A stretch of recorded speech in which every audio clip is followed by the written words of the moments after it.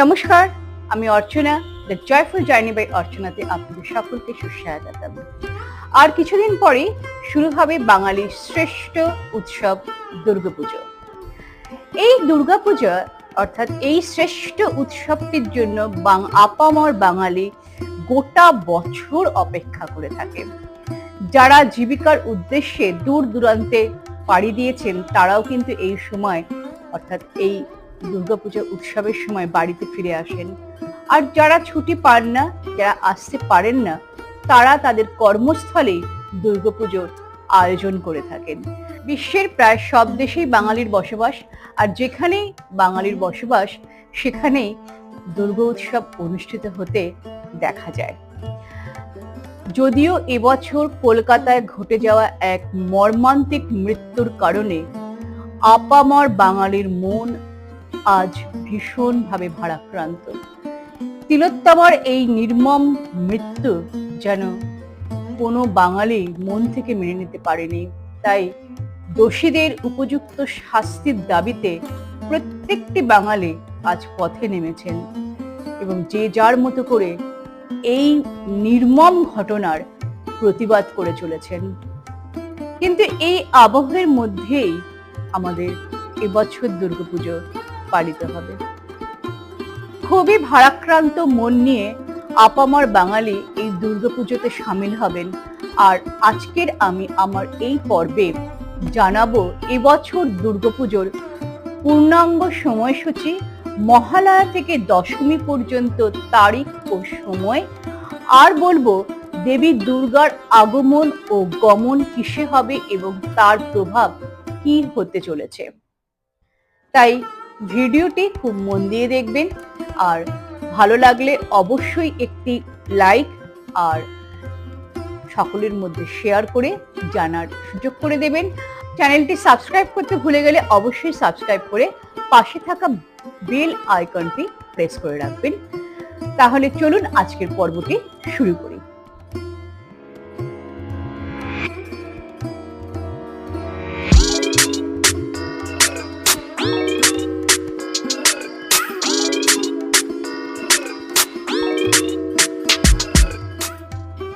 এবছর মহালয়া পড়েছে 2024 সালের 2রা অক্টোবর 1431 বঙ্গাব্দের 15ই আশ্বিন বুধবার। আর মহালয়া দিন অমাবস্যা তিথি থাকবে রাত্রি 7 পর্যন্ত। এবছর দুর্গাপুজোর মহাষষ্ঠী পড়েছে 2024 সালের 9ই অক্টোবর, বাংলার 1431 বঙ্গাব্দের 22শে আশ্বিন বুধবার।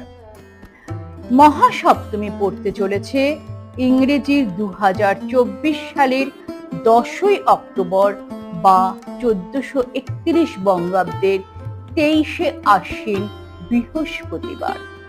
এবছর দুর্গাপুজোয় মহা অষ্টমী ও মহানবমী একই দিনে পড়েছে, আর তা হলো ইংরেজি 2024 সালের 11ই অক্টোবর, বাংলার 1431 বঙ্গাব্দের 24শে আশ্বিন শুক্রবার।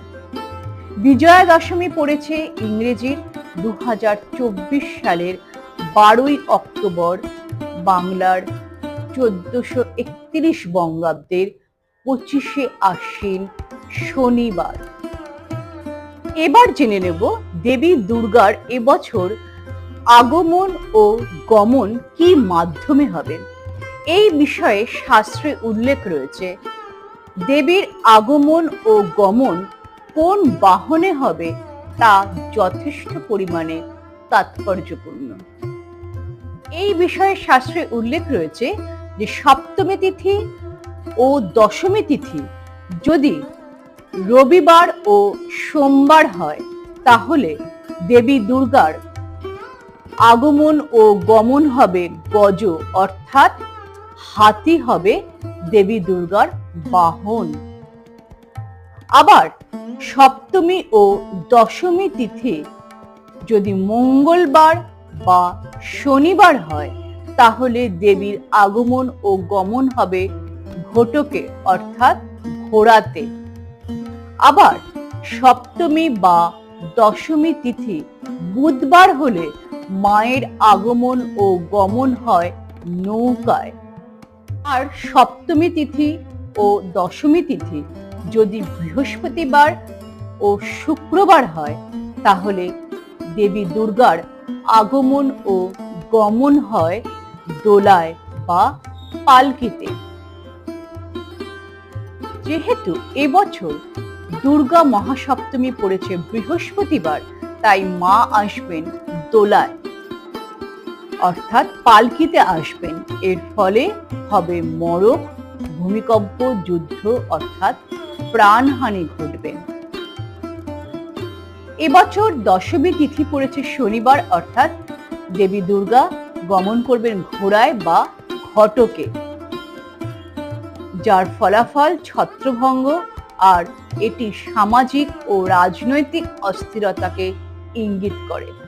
সবকিছু ভুলে মা আসছেন, তাই মায়ের পুজো সমস্ত আচার মেনে, নিয়ম রীতি মেনে পুজো করতেই হবে, কারণ এরপর থেকে 1 বছরের অপেক্ষার দিন গোনা শুরু হয়ে যাবে। দশমী চলে গেলেই সারা বছরের মন খারাপ, তাই আমরা সকলে মিলে এই কটা দিন মায়ের আরাধনা করি, সব যন্ত্রণা ভুলে থাকি। বন্ধুরা, আগামী বেশ কয়েকটি পর্বে আমি মহালয়া ও নবরাত্রির উপরে ডিটেলস ভিডিও নিয়ে আসবো, তাই যদি সাবস্ক্রাইব করতে ভুলে গিয়ে থাকেন অবশ্যই সাবস্ক্রাইব করে নেবেন।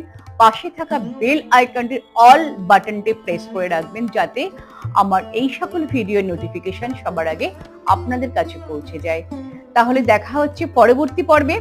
ততক্ষণ ভালো থাকবেন, সুস্থ থাকবেন এবং অবশ্যই আনন্দে থাকবেন, কিন্তু সবসময় সুরক্ষিত থাকবেন।